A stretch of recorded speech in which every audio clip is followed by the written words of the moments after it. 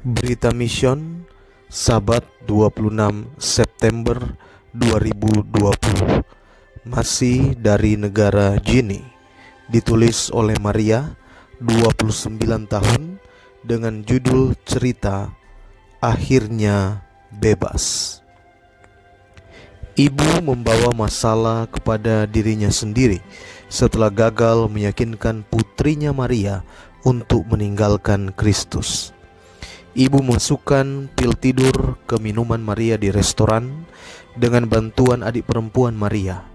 Dia membawa putrinya yang tidak sadar ke mobil dan membawanya ke desa asal mereka di Guinea. Putra Maria yang berusia 5 tahun, Mark, datang. Ibu adalah pemilik bisnis yang kaya dan kompleks keluarga di desa itu berisi rumah besar bertingkat, wisma mewah, dan beberapa bangunan lainnya.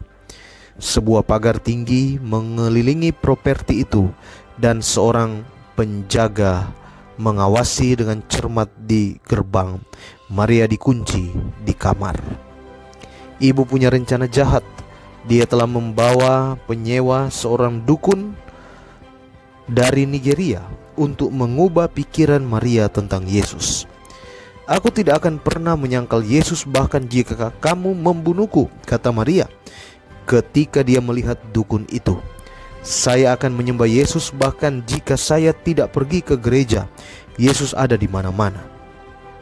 Penyihir itu tersenyum muram. Ibumu memberitahuku bahwa dia telah mencoba dan gagal membunuhnya berkali-kali, katanya.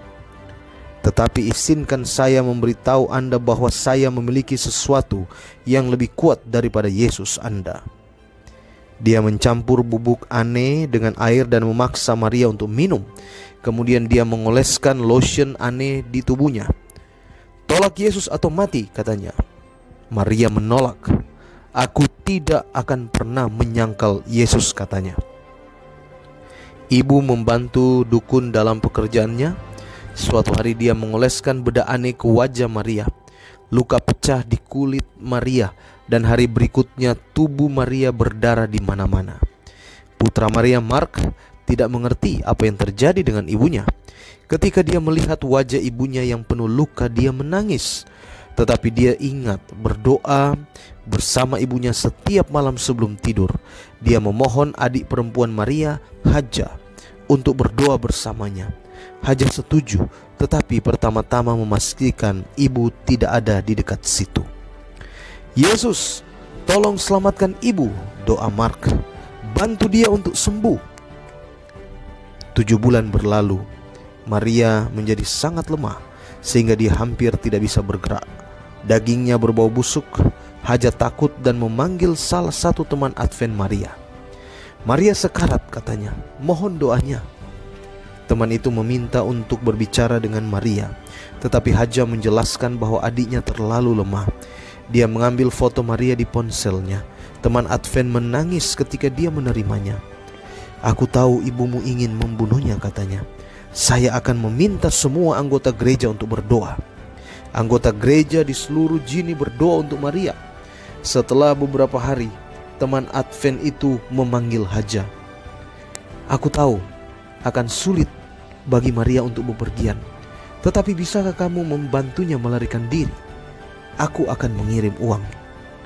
Haja berjanji untuk mencoba, tetapi Advent itu menghubungi Jacob Bale, ketua gereja Masih Advent hari ke-7 di Guinea, yang mengirim uang untuk ongkos mobil ke Conakry, ibu kota.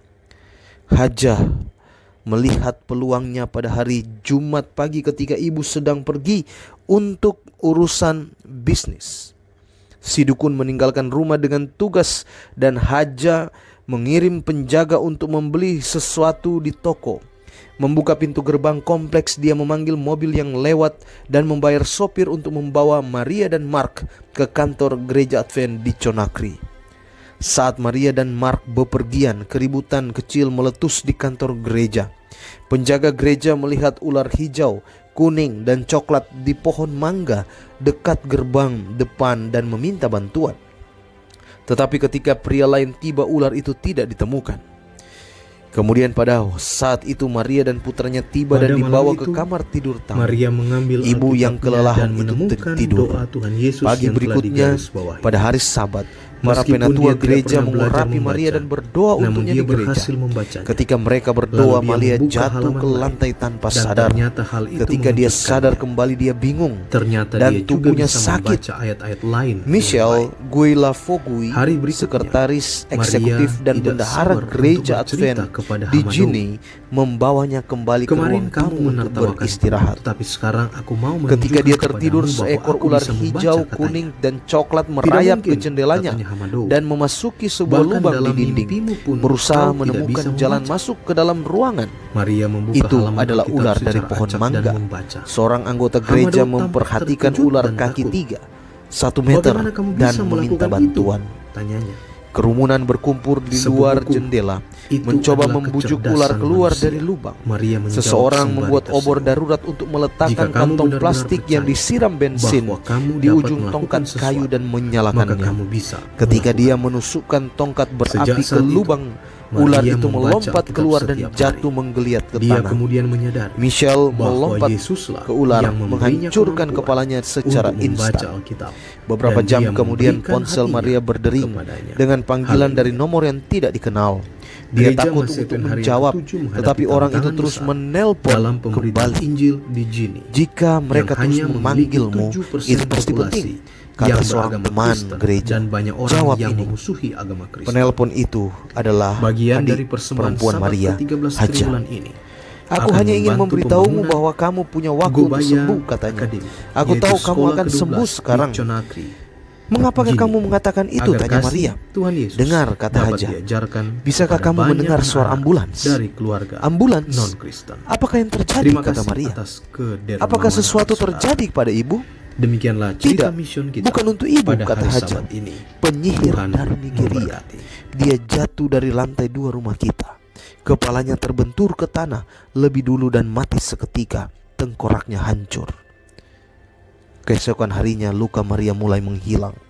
Maria telah menyerahkan segalanya untuk Yesus. Rumah mewah dan toko besar dan sukses, 2 mobil dan kehidupan yang nyaman. Ibu masih ingin membunuhnya, jadi dia dan Mark bersembunyi. Tetapi kasihnya pada Yesus kuat. Dia berdoa untuk menjadi misionaris bagi bangsanya. Saya bermimpi melihat orang-orang saya menjadi Kristen, katanya. Saya ingin berbicara dengan mereka tentang Yesus. Saya tidak bisa menyimpan kebenaran ini untuk diri saya sendiri. Saya harus berbagi kabar baik dengan saudara-saudara saya dan orang-orang yang saya temui. Anda dapat membantu orang-orang seperti Maria dan Mark dengan memberikan persembahan Sabat ke-13 saat ini untuk divisi Afrika Tengah Barat dengan proyek 1 membangun Gobaya Academy, sekolah K12 di Conakry, Gini. 2 membuka sekolah dasar dan pusat pengaruh perkotaan di Buchanan, Liberia. Dan ketiga, mendirikan pusat medis di Abuja, Nigeria. Demikianlah cerita mission kita pada hari Sabat ini. Tuhan Yesus memberkati.